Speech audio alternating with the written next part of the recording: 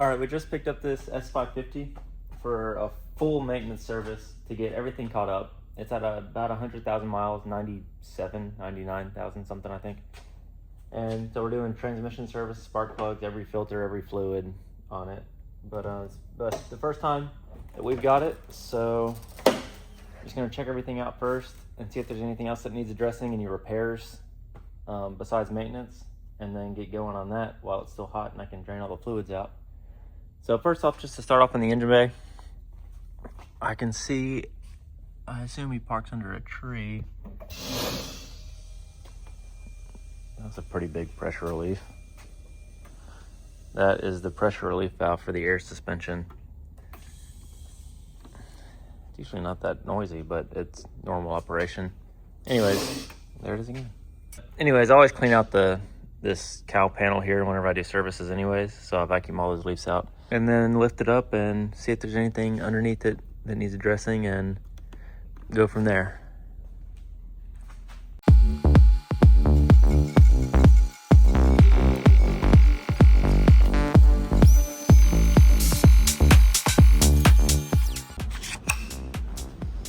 Just to show you how this isn't just cosmetic, there's a drain underneath all this that goes down into there. And you can see with all this stuff here, you can't, the water can't drain out whenever it rains.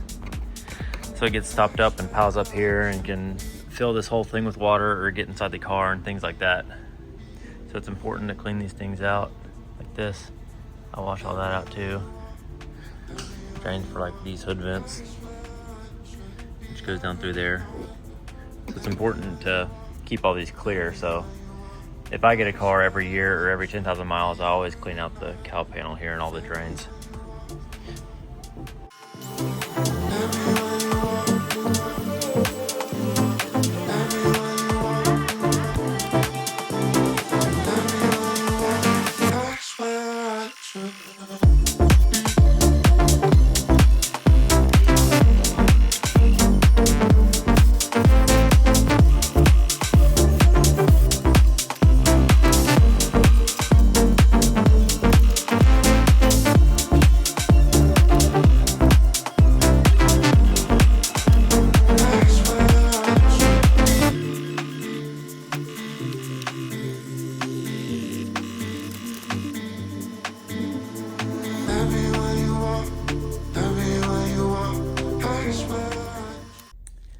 All right, so I got all the covers off and out the way so we can see everything in here.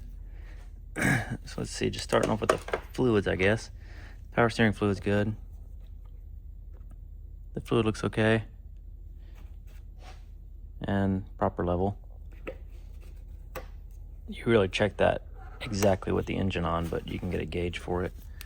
The coolant is good. The turbo coolant, also good level.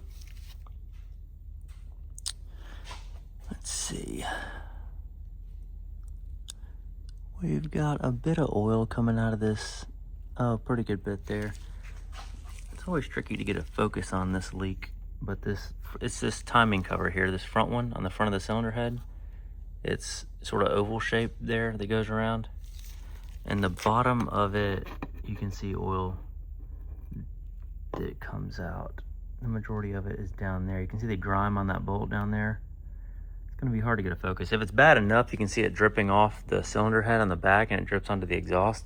So I'll see how it looks from underneath. Here's a better visual on this side. You see all this oil? That's where all that's coming from. It drips onto the turbo and everything like that. All that oil grime, it comes from these timing covers. And it's just sealed together, so it's sealant. So these bolts are also sealed bolts, like they have a thread sealer on the threads. So you replace these bolts, replace the O-rings for these camshaft actuators, and then clean off the sealant and seal it back together. That's a pretty common failure point on this engine. The drive belt, I see one crack there. The ribs look a bit worn, and that tensioner, it's running a bit off center on that tensioner. You can see sort of where it used to be on the groove there, and it's running sort of on the back portion of it, as if like the belt's riding off the back of that pulley. Whenever these tensioners get weak, they sag to one side or the other. So you can see whenever the belt's running off center. And that crack is right there on that outside rib. See that one? I can only assume there's more. This is just the only section of the belt that you can really see at that angle from the rib side. You can see a little bit of it here. But this belt and tensioner might be worth replacing at that point. Whenever it sags off center like that, it pushes the belt off center. So then you have pressure on the other pulleys that's like pulling on it, not symmetrically. And this water pump might not be worth addressing yet, but it's coming out. That's this big round, this big circular pulley here. The issue with these is this metal shaft there in the middle, that little metal circle where the plastic pulley presses onto. That whole pulley will work itself out like this way. So as it spins, the belt will slowly start to pull that pulley out until it eventually pops out of the water pump. So, and you can determine how far they are out by how far it is relative to the belt, if that makes sense. So you can see where the belt is on it, and however much pulley is showing out past that is how far it's come out. So you see how much pulley is exposed there, and then see if I can get a focus on the back of it. How much pulley is exposed there. I know the focus isn't right, but you can sort of see where that last rib ends. So that's how far off center it's come out. At some point you'll want to replace that before it fails, obviously.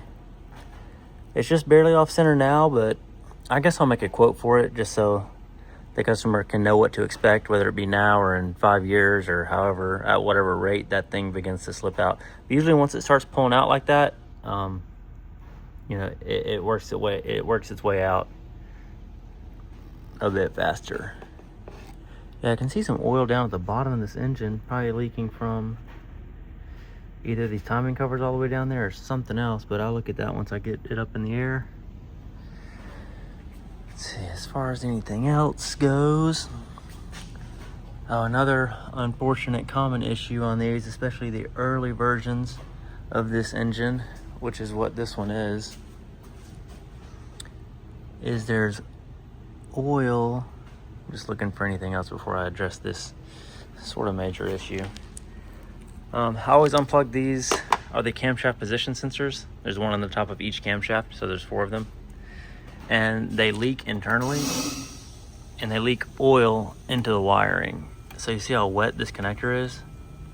It's dry on the outside, but here where the wires are,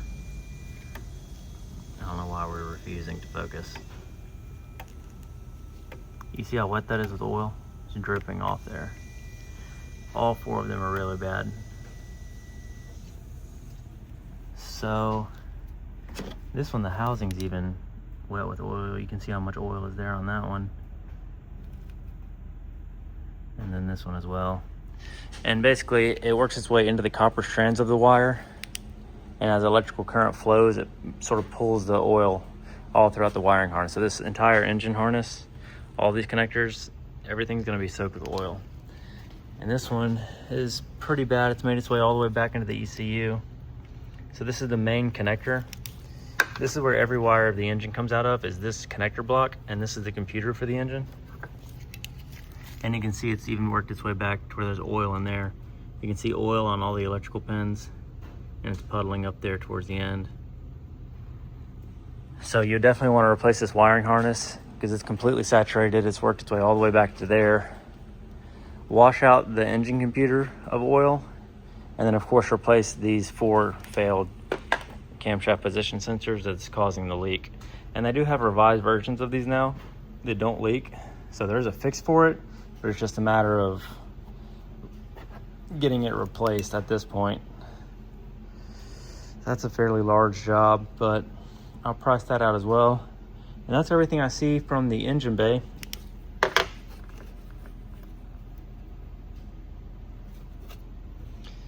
All right, so let me lift it up and see if there's anything underneath it worth addressing.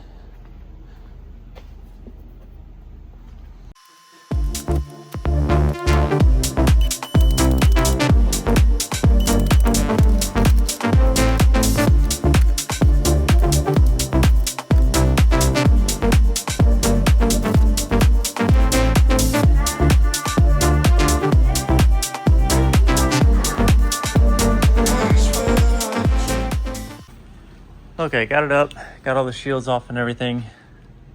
So now let's take a look under it. Just start off with the suspension like I normally do and check all these boots for tears or grease leaking out of them or whatever. All three of those are good. The shock mounting. These front struts have been replaced at some point, it looks like. Front brakes, oh, they're good. They must have been recently replaced because they're very thick. Oh, you can never see the outside pad on these. The caliper bracket blocks it, so I'll check those with a mirror. But you can see, I can get a little glimpse of it there and be able to tell how thick it is. I don't know if the camera will do it justice or not, but there's the brake pad, but you wouldn't know what you're looking at there unless... It's very thick. I would say probably 90% life. Yeah, that one's good. Let's see, yeah, brakes are definitely good. And check these bushings. It's starting to show a little bit on it. I'll probably poke that with a pry bar and see how much it moves. You can see that crack starting to form there. I think it's pretty deep up towards the top of it. On this side as well, you can kind of see. I'll put a pry bar on that and move it and see how much flex it's got in it. These front bushings. These are gel filled, so you can really see if those tore. And they put these covers on them too. I can assume that's been replaced at some point in its life. And then they put the rubber covers on it, but if they bust, they leak out gel and you can see it's like a black fluid. I don't see any here, so that's good signs. This bushing too. Let me go ahead and do that now. I can do it with one hand. See how much it moves. Okay.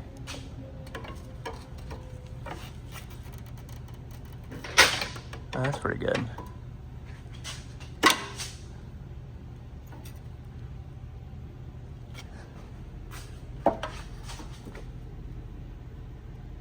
Oh, no, those are good.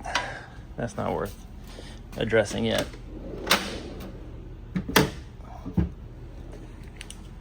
Okay, so those feel good. Looks like this control arm's been replaced before. Only. Usually you always do suspension components in pairs.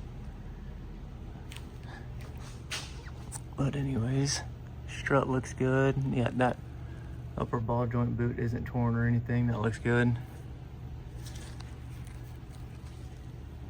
Check these front axles out. Don't see anything with them. They're not slinging grease or nothing.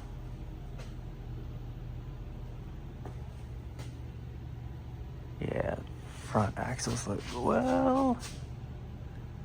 This one's messed up. The boot tore off of it. That's pretty bad. Looks like that's totally, oh, that is totally separated.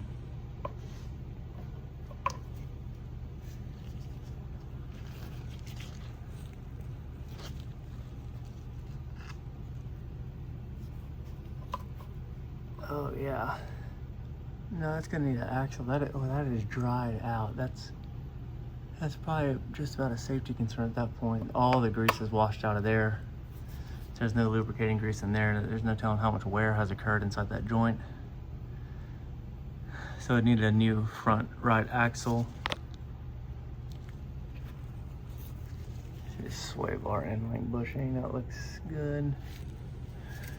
You can usually tell if it's wet, if it's leaking grease out or whatever. And as far as the oil coming out on the bottom of this engine, there's a good bit of it pulled up here. You can see different places, but even like the bottom of the subframe here is all wet with oil. But I can only assume this is all coming from those leaking timing covers.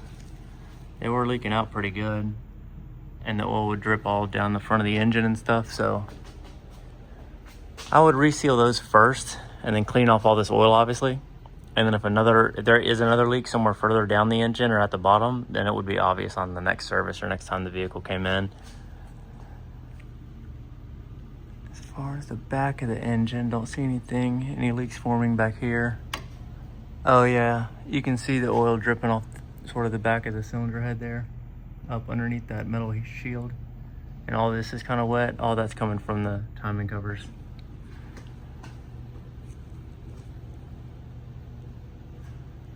That's all debris from, he said he had a failed drive shaft.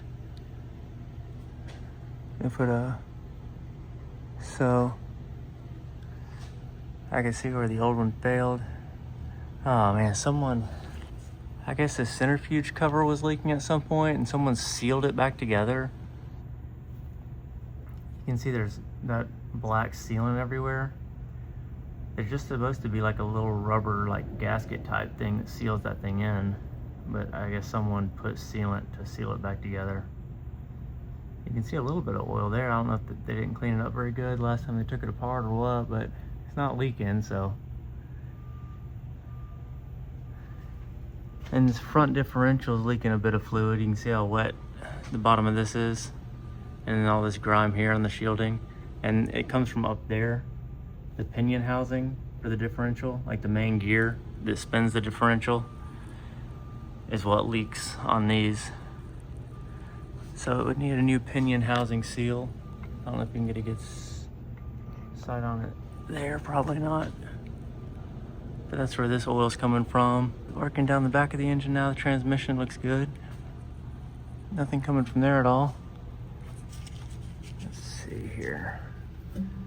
This transmission mount, oh, that's totally collapsed. I felt that when I was driving too. It's very clear that the motor mounts are collapsed.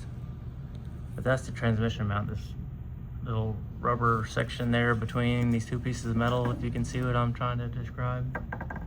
Usually you can pull on the drive shaft, pull it down, and feel the transmission like pull up and down, like it should feel a bit spongy, and it's rock solid. So yeah, transmission and motor mounts are totally collapsed. I wonder if they're broken. I'll see once I get it back up top and see if the motor mounts are broken in half, because it won't hold the engine like in the car, and whenever you rev it a little bit, it jumps up on one side or the other.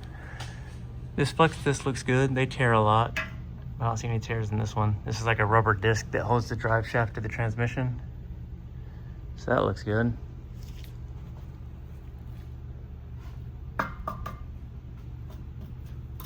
Good, whenever they took the exhaust out to replace that drive shaft, they replaced the clamps. That's good. They're supposed to be one-time use. I'm sure they're very rusty too, judging by the state of like this clamp, for example. So they probably did that more out of necessity than anything, but I always replace these clamps when I take them off anyways. That's good to see. And then this rear rubber disc looks good there. Yeah, no cracks at all anywhere. That looks healthy. The rear axles, they look good. No grease from the joints or anything. That one's a little grimy, but it's not leaking. I wouldn't call that a leak. And just look over all these bushings for all the control arms. Outside of those. That looks good. Just look for any tears from any of these.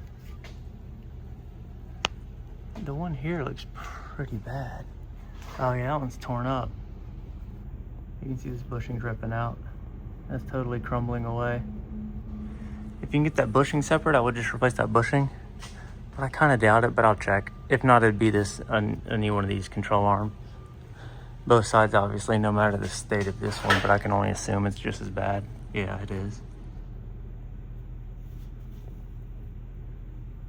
See the rubber tearing apart in there. Okay, as far as all the other ones, they seem pretty good. These sway bar bushings are crumbling apart as well. They're still there, but they're definitely coming apart. And to replace those, you have to take the subframe out because the sway bar goes across the top of the whole subframe. But they are definitely showing some wear on them there. You can see the rubber is really tearing apart. That might be worth replacing pretty soon. Okay. And then the rubber on all the other ones looks pretty good. I don't see any other bushings that are close to needing any attention. And the struts are good. They're not leaking or anything. these subframe bushings also look good. So it needs a little bit of work, some suspension work, and a couple oil leaks up front.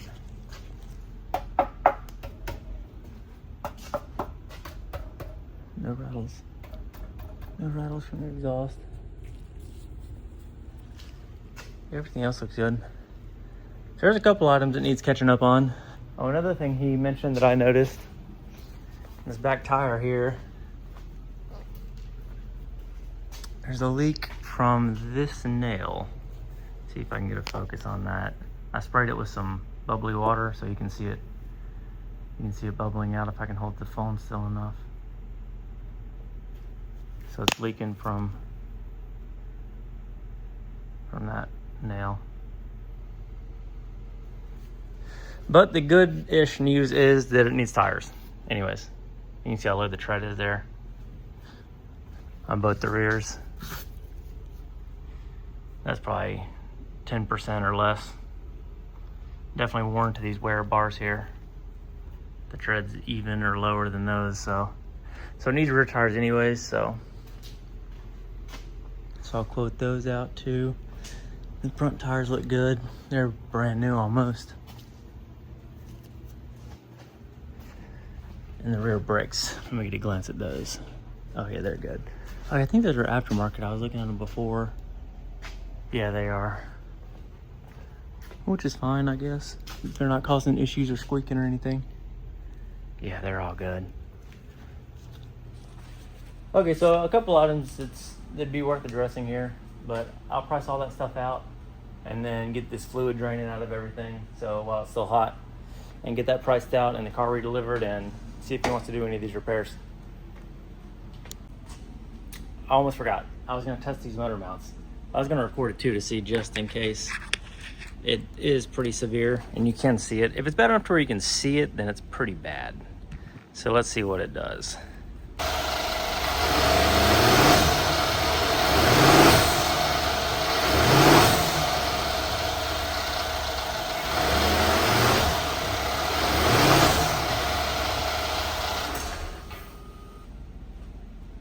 No, that's not terrible, I would say. They're definitely not separated.